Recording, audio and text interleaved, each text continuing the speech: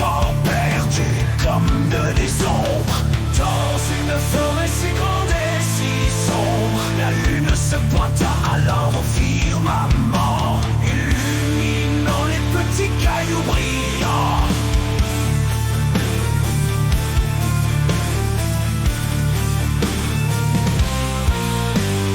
Leur cœur battant un peu effrayé, les arbres murmuraient des secrets anciens sur le sentier qui était à peine éclairé. La chaumière apparut enfin au bout du chemin.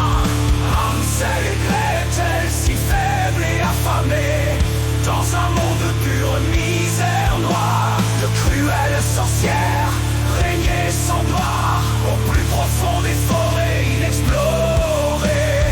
Les enfants de nouveau abandonnés, des miettes de pain tombaient des mains, au grand plaisir des oiseaux malins. La trace du pain pour leur retour fut dévorée. L'enfant vide réclamant un festin. Il marchait sans trouver de chemin, les yeux remplis de crainte et d'effroi.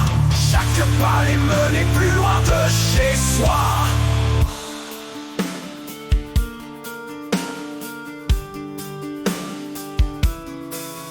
Une maison de pain d'épices se montra le bout du nez. Les fenêtres de sucre leur faisaient signe. Les murs de bonbons appelaient les affamés. Une tentation de saveur vraiment indigne. Hansel et Gretel, si faibles et affamés, dans un monde de pure misère noire, de cruelles sorcières régnaient sans gloire au plus profond des forêts inexplorées. La sorcière aux yeux de braise les attendait enchantée, avec des promesses d'un repas gourmand. Les mains de la sorcière ont agrippé les enfants dans le piège malveillant. Les chaînes de la peur se resserraient, leur innocence en proie aux noirceurs. Mais un éclair d'un peu d'espoir brillait dans le courage désespéré de leur cœur.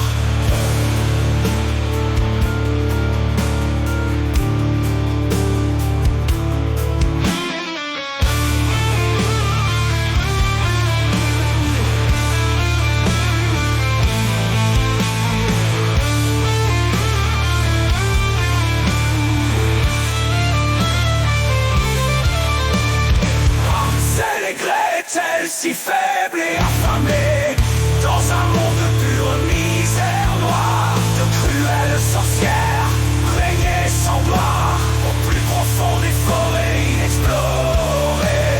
Leur sel était dans une cage pour engraisser. Gretel travaillait toute la journée. La sorcière voulait son repas, le grand four elle alluma.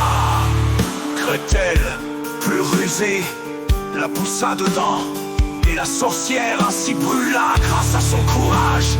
Elle courut libérer Hansel de sa cage. Il était fier de sa sœur et bien content. Hansel et Gretel, si faibles et affamés, dans un monde de pure misère noire, de cruelles sorcières régnaient sans gloire au plus profond des forêts inexplorées.